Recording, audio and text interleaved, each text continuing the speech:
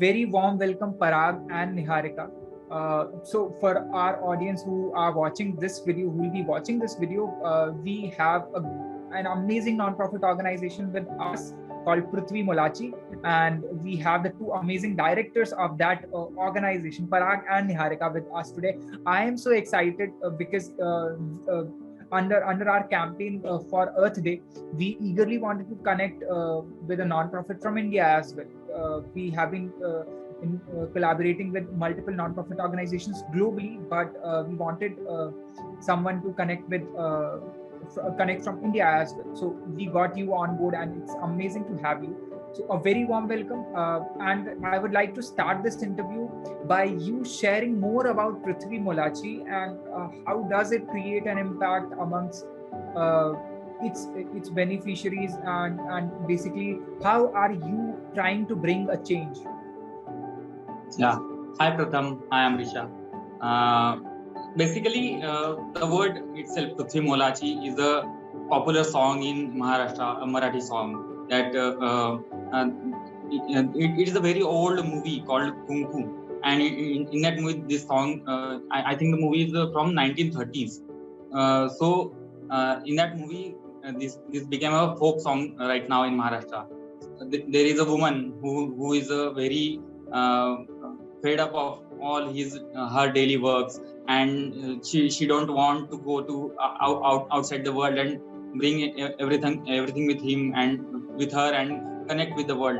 So a little boy was singing this song outside her house, and she got encouraged with this song. So this is a very close song to all the Maharashtrians and Marathi people. So that's why we came up with this name, Pruthvi Molachi. It literally means the earth is valuable. Nothing else valuable than the earth. So our motto is also earth, and today we are connected for the Earth Day also. So our motto is nothing but saving our planet A, because we don't have planet B, right? So saving what we have and making it better than what was given by our parents to us. So we are working towards that. We are working with tribal communities, we are working with rural communities, we are also working with urban youths. We are connecting them with the forest and tribal peoples. So it's been 2 years, nearly 2 years that we have started. We have conceptualized this thing. Initially, we have started a small YouTube channel, but we didn't got views and we didn't got subscribers. So we got demotivated that no, the YouTube channel won't work. So we should go to the grounds ourselves and work for something. So eventually, from managing our jobs and career lives, we have gone to grounds and tribal communities and forests to work for the Mother Earth. And now I'm doing we are doing it full time. Left our jobs, and now we have created this Pruthvi Molachi Foundation, working all over the Maharashtra right now. Niharika, you want to add something? Yeah. Just like what Parag said, I completely agree. We were trying to make YouTube channels in COVID times, videos. So basically, what people do, if you can see fashion blogs, there are more subscribers to their channel, or like people are more interested in fashion side or lifestyle change. But when we are making some videos to change your life in sustainable way, no one was interested. So that's why we both started to work with the tribal people and create awareness physically as we can. So that's our motto for now. That's a great motto to have while starting an organization, and I can totally feel when you were starting creating YouTube videos and you did not get likes and you get demotivated. That is something that is a given for whenever you start. But now, since you're a non-profit organization, full-fledged non-profit organization, I think the sky is the limit, and I think you have taken up a huge responsibility that wouldn't have been on your shoulders while starting a YouTube channel. But now, Pratham, I think it's not about the responsibility. I think it's about making ourselves, our lives better. We are very selfish people. we want my life better. We want my children's life better. That's why we are doing this. I think that's a great perspective that you've given me right Yeah, now. yeah. That helping people is a way to enhance your life as well, and it's not just giving back; it's taking a lot and lot inside as well. So I think that's something I'll go back today from this interview. So thank you so much. So apart from this, like I'm intrigued. So I'll ask you a very basic question as my next question. But it is very interesting. Why? Because every time I ask this question from different people, I get different kinds of answers, different kinds of perspectives. So I love to ask this question. So Parag and Niharika, what do you think? According to you, why are we celebrating this Earth Day? There can be multiple reasons for different people, but I want to understand from your point of view, from Pruthvi Molachi's point of view, that what is the significance of Earth Day and why are we celebrating? I think Pratham, this is a nice question that everyone has a different perspective for Earth Day. For us, for Pruthvi Molachi Foundation, in India, every Diwali we take our houses to clean. We take all the things outside and clean everything, each and every corner of our house. So Earth is also our home, right? It's our only spaceship that is taking us through our star. So we have to clean it, and I think it is one day at least. It should be one day that we should clean our home. So for Pruthvi Molachi Foundation, it is that one day, Earth Day, to clean our home, to clean our minds, and to clean everything else in between. So what is one simple earth-friendly act or earth-friendly resolution that you wish more and more people should take on this occasion of Earth Day? In my perspective, the one simple thing you can do is when you wake up, it is a tradition of India that when wake up, we were trying to salute Earth by simple slok Samudra Vasani Devi, Parvatastana Mandale. So before touching our feet to Earth, we were worshipping it. We were thanking our Mother Earth that thank you that you have given us home to stay. That was a very very nice thing. So we shouldn't go for the shloka and all we should learn, but we should thank our Mother Earth, our Mother Nature. I'm not telling that you do it daily, you do it every day, but Earth Day is a single day that you can do that worship or do that thank gratitude, showing gratitude towards it. Also, the simple thing you can do for saving our conserving our Mother Earth is try to have minimal life. Don't expand your needs. When you expand your needs, you create a chaos. You started you have in back days we didn't have too much needs. We didn't have bullet trains. We didn't had too much infrastructure, but we have created a need of that. This isn't like that. We don't need it. We need it for development purpose, infrastructure and all. But can we make a blend? Can we make a blend of our past things that was in practice in the organic things and the needs of modern infrastructure also. So in COVID times, we have seen that too many offices were shut down and people are starting working from home. So too much electricity was saved from being wasted in the offices. So can we do that?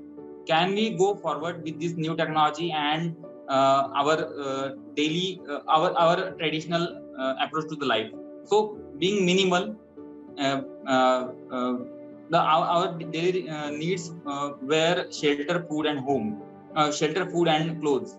But we have grown into an infinite number of needs now today. So we need a goggle when we go out. We need our mobile phones. We need everything when we go out. But there is one approach in Pruthvi Molachi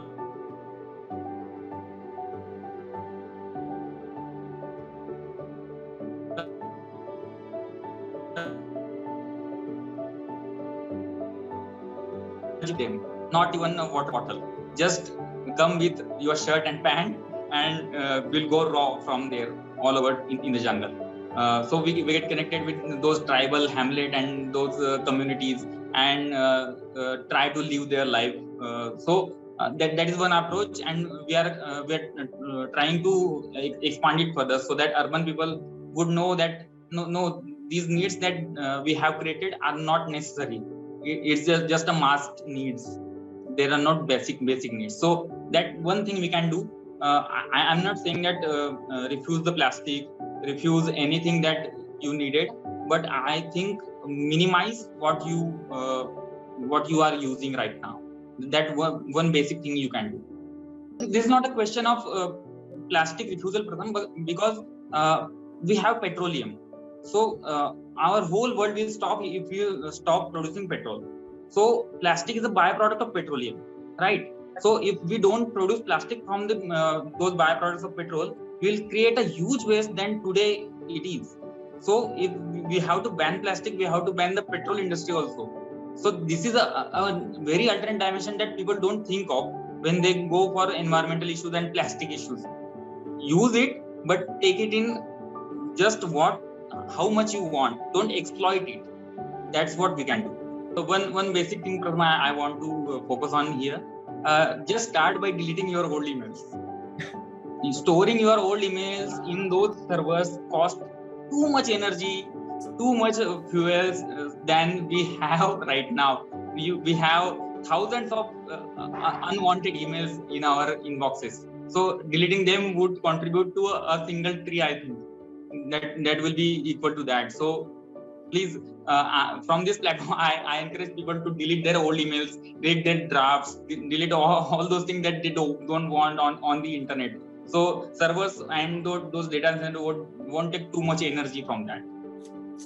That's so true, and something that all of us, every single person has overlooked at some point of time, because from where we see, we cannot relate something placed virtually to the earth and conserving the environment. Mm-hmm. I cannot ever relate that what I'm watching maybe on Netflix or Hotstar to relate with something that I can do for my earth or my environment or the pollution that we are creating.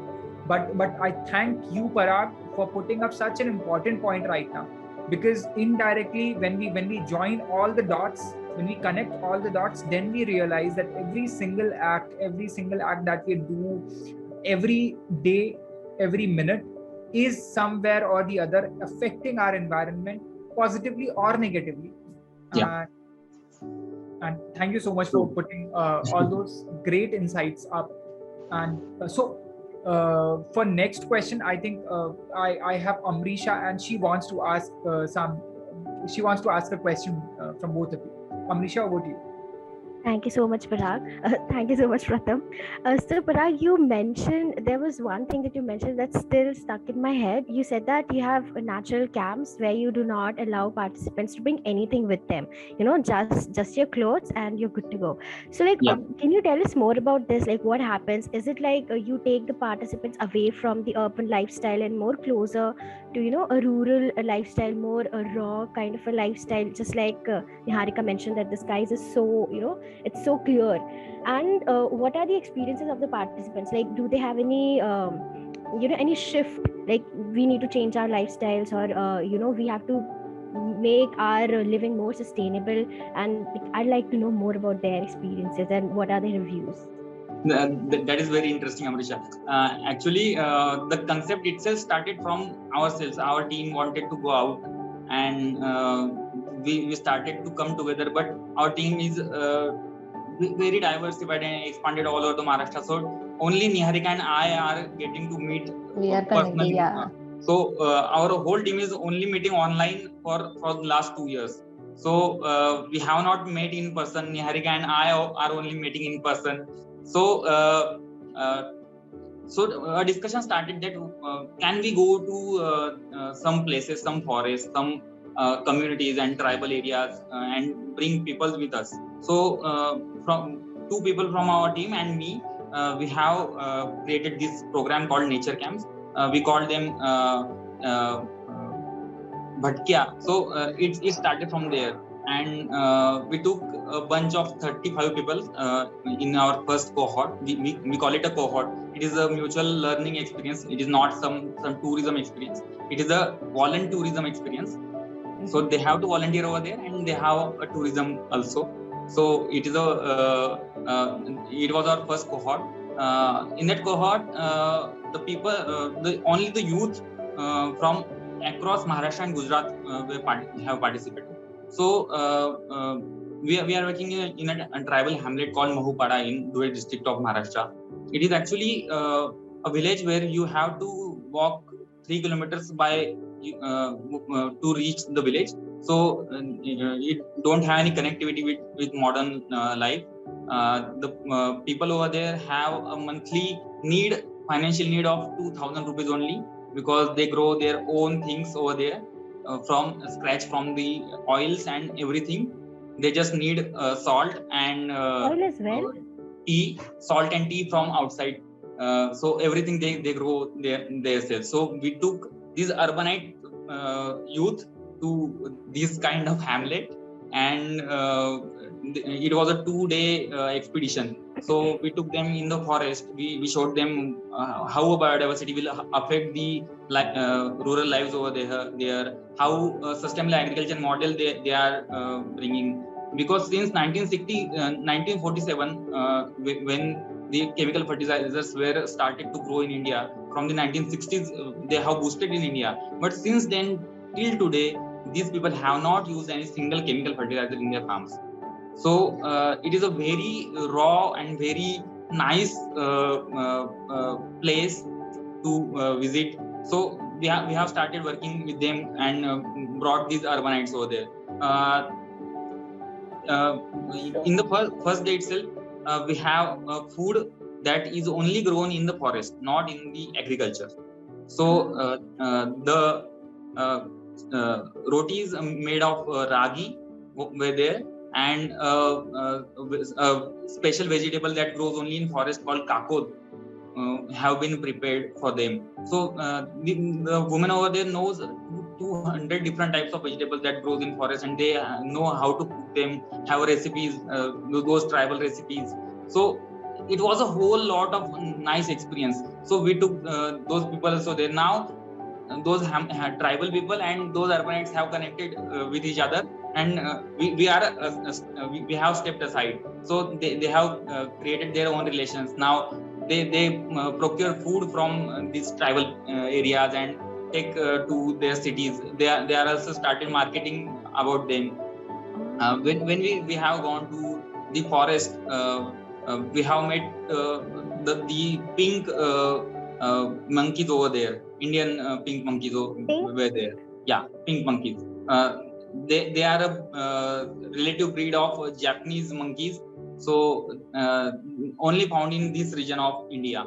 So these monkeys were there, and all the urbanites have thought that we haven't seen monkey like these over here. So we have to climb to the I think 5,000 mean sea level height from the ground, and then those monkeys were spotted over there. It was a whole lot of nice experience. So also this was not just a single thing. It was a learning experience for the tribal people also, that how is the life in urban areas, what is the thought processes going on in urban minds, and what is the thought process going on in these tribal people. So it was a cumulative learning experience for both of the type of people. We were just bridging the gap between them. We have created those tribal people have created a 1,600 acre of forest by themselves. They have planted that forest and conserved it for last 25 years. So they have grown that forest. So we told them, those urbanites, that if you don't have any place to plant trees, call those people. They'll plant trees on behalf of you, and they'll save that tree for next 25 years. It is a guarantee. So this kind of experience is there in those volunteerism programs. All those 35 people haven't slept for a whole night because they were just watching those stars. my God, I am so jealous. And when you hear the term nightlife, you know, being an urbanite, a complete different picture comes into my mind. Yes, But you've yes. completely changed the definition for me. And Yeah. I want to see the other side of nightlife now. And so like, these stories, they sound so amazing. And I feel everyone should know about them. Because when we talk about sustainability, you know, sustainable living, like you mentioned, minimalistic lifestyle, we don't really know how far it can go. So when it comes to sustainability, we think that okay, we'll switch off our vehicles on time, we'll switch off our lights, we'll do the recycling part, but beyond this, what is in our hands, we're not sure about. So have you documented this, like pictures or videos? And you know, if it's related to farming, then how can we plant trees, plant vegetables and fruits in our places? Or if it comes to a way of living, how do they use the water? Because I'm sure they do not have aqua guards to give them pure water. So how do they do that? So have you documented and kept it somewhere for us? Yeah, I have around 50 plants at my home, so there's no place for any other person to live, but I can put one more plant over there. So I do my composting at my balcony. So I have a very small balcony, not too big, not like any terrace balcony. I have a small balcony where I plant my own. I have lemons, I have chilies. I do my own composting with my wet waste I produced. I use my what I can say, kitchen water for my plants. Oh, you recycle the water? Yeah. Yes. I used my washed rice water as my fertilizer to my plants. So these are the small steps people should understand for the sustainability living, you know. And this is what we are incorporating in our awareness programs. We will be soon having our first physical interaction with the audience soon, maybe in April or May. We are yet to decide the dates. Yeah. So I believe that is very important. Yeah, because for us, we like personally, if I talk about myself, I have never visited a rural area, and all of this is just through Google. So when you have somebody who has been there, lived there, seen that lifestyle, it gives us a very broad perspective of what kind of life you're missing. Just like I said, nightlife had a complete different meaning for me. So this sounds amazing. And I also wanted to know, where do you think all of this has gotten lost in today's world? Because we as citizens of a country, we can only do so much for our environment and for the people. But when it comes to high level, you know, making plans, allocating budgets for all of these things, so that not only us but big conglomerates and, you know, it gets spread to more people. So I believe here the government, the governments of countries, one country, two countries, they play a huge role in all of this. So where do you think this is getting lost in today's world and the scenario that we are seeing, just like the Russian-Ukraine war and many cold wars that happens, and you know, the take the politicians have on being environmental friendly? So what do you think about this? Like, is it okay? Is it not okay, or is it going great? It's Amrisha, we are going towards globalization, right? But there is still a question that are we really going towards globalization? We are still tribal community. If whole world is concerned, every country is a tribe in themselves. Like we have seen Russia-Ukraine war. What are they doing? They are doing what the ancient tribal people were doing, right? They are fighting for their territories. Human is a tribal element, so we have to learn from the tribes that are today. They are not fighting for their territories and all those things. Now all the tribes, all the tribal communities in India and Africa also, they are fighting for the environment. They are fighting for the whole earth as itself a single tribe.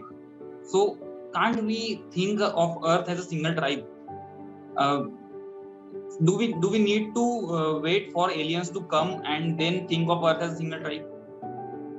We should start thinking of Earth as a single tribe, as a single home from today itself. It will take time. I know it is not an easy process.